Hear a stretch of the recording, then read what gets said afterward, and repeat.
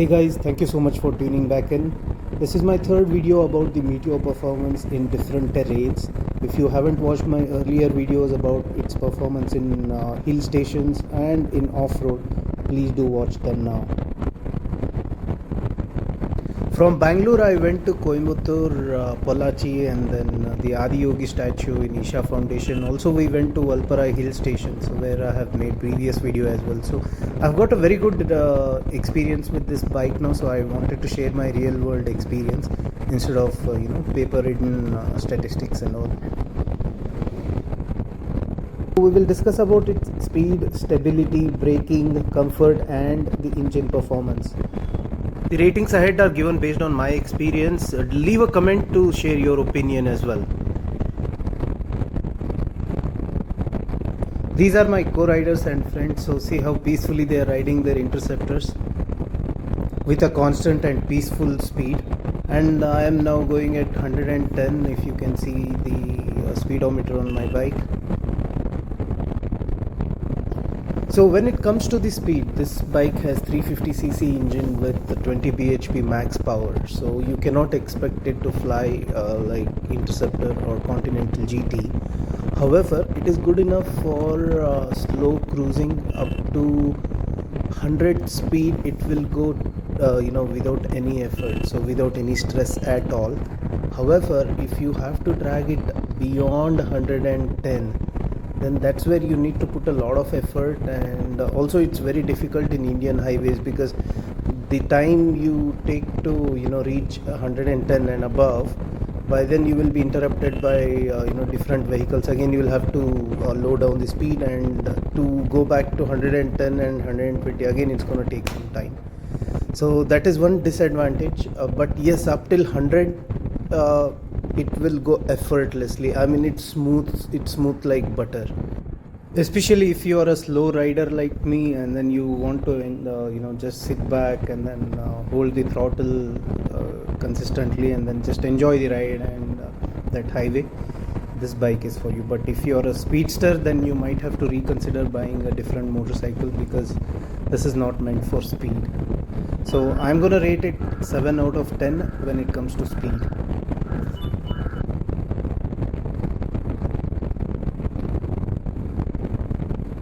Now the second and another important aspect is stability. While riding in any kind of environment, it's very important that the bike has it. And trust me guys, Meteor 350 has got it right. This bike is extremely stable in any kind of terrains, except for off-roading. As I already told you, the road clearance is quite less. Otherwise, when it comes to the tire and the whole body balance, that is absolutely awesome. But due to its low height, it's a little difficult to ride in off-roading. But when it comes to the highway, overtaking the lorries or any kind of vehicles and switching between the lanes, etc., this bike has got it all. And especially when you are cruising in a stable speed, you feel like you literally are sitting on a chair without any vibrations. That stability, the tires literally stick to the road.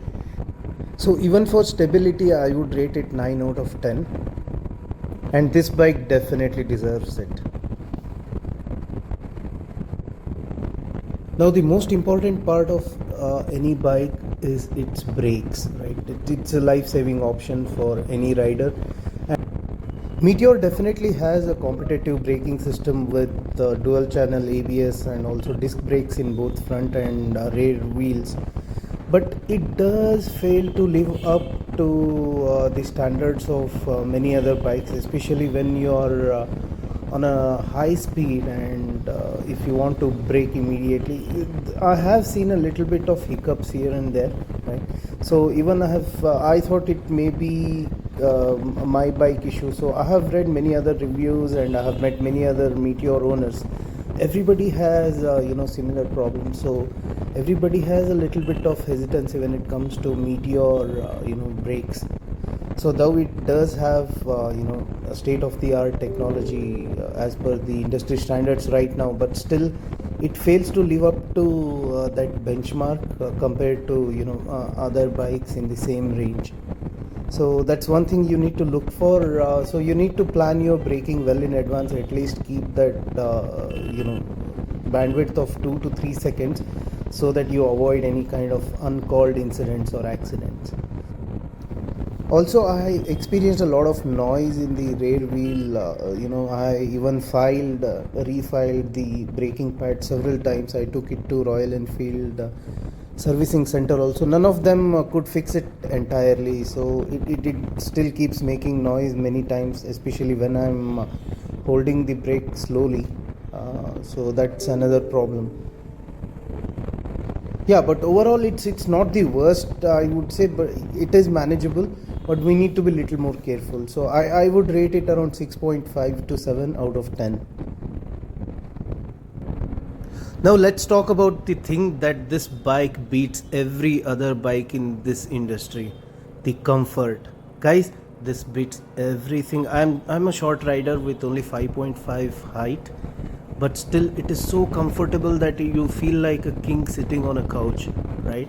So you will not feel the tiredness, you will not have any back pain. You can ride for hours and hours together. So in 2 months I have almost rode this bike about 4,000 kilometers. So far I never had leg pain, back pain or the shoulder pain.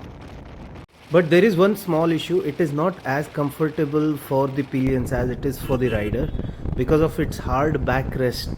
It's very uncomfortable for the pillions and it's very hard for them to sit for a long time.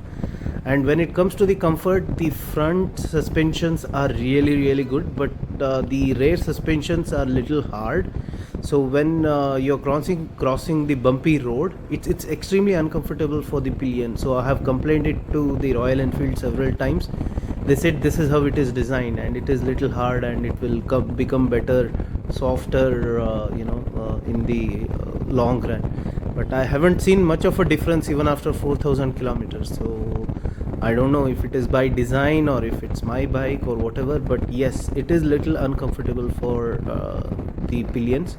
So I'm gonna rate it 9 out of 10. Otherwise it would be 10 out of 10 if they had fixed the little bit of comfortness for the pillion rider as well. Now let's talk about the engine performance in the real world instead of all the paper specifications. So it's a 350 engine, J series revolutionized upgrade from Royal Enfield. This engine can definitely handle a lot of stress. So you can ride this motorbike almost for 100 to 150 kilometers at a stretch without any problem. So it does heat up a bit. Obviously, that's a nature of the long strike engine. So it's not a sports bike. So it does not possess all the our state of the art coolant system. So you need to just manage with what the company has given. But still, there is no harm in riding it for 100 to 150 kilometers at a stretch. Royal Enfield does recommend you to park the bike every 1 hour so that the engine takes its own time to cool down, and then again for after 10 minutes you start riding. That's what they recommend. But yes, I have taken this bike for almost 150 kilometers at a stretch and I had no issues at all. So as I have already mentioned about the vibrations, the engine vibration is extremely less compared to the old Royal Enfield bikes. So it is reduced by almost 80%, I would say. But up to 100 you will not feel anything, but after 100 speed you will start seeing a little bit of lag in the engine. I mean, you need to literally put some effort to take it above 110 or something. So that's one thing.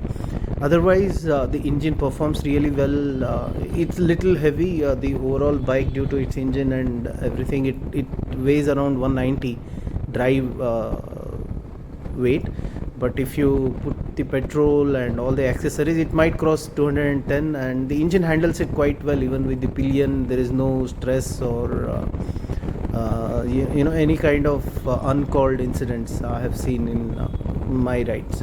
So when it comes to the engine, I'm going to give it 8 out of 10. It definitely deserves it. That's about the 5 main aspects of bike riding. Apart from this, I will also give you a bonus tip now. So the headlights are quite weak, I would say. They are not very strong. They still use halogen bulbs instead of LED in all the Royal Enfield versions. So it's quite annoying that the world has moved on, but Royal Enfield has still stuck with the halogen, very less efficient bulbs. So it makes it difficult to see in night rides, especially if you're going on a highway. Then it's very hard to see what's at least 50-60 feet ahead of you. So the headlights are quite weak, and it becomes very dangerous and difficult to ride at night. So I would suggest you to avoid night rides as much as possible. Otherwise it's going to be difficult, or else you put some accessories like fog lamps or other different LED bulbs, so that you can clearly see the road and what's ahead of you. That's all for this video, guys. Thank you so much for watching so far, and then also I will be making a detailed review of this bike in night ride, and also on the wet roads during rainy season. So please stay tuned. We will also be making another conquest of 21 different places around Bangalore visited in 21 weeks. I have already visited few of them, so I'll be making those videos as well for the bikers who are seeking to ride almost every weekend. So please stay tuned, stay subscribed, stay safe, always wear safety gears no matter where you are going. This is very important. Thank you all. Bye bye.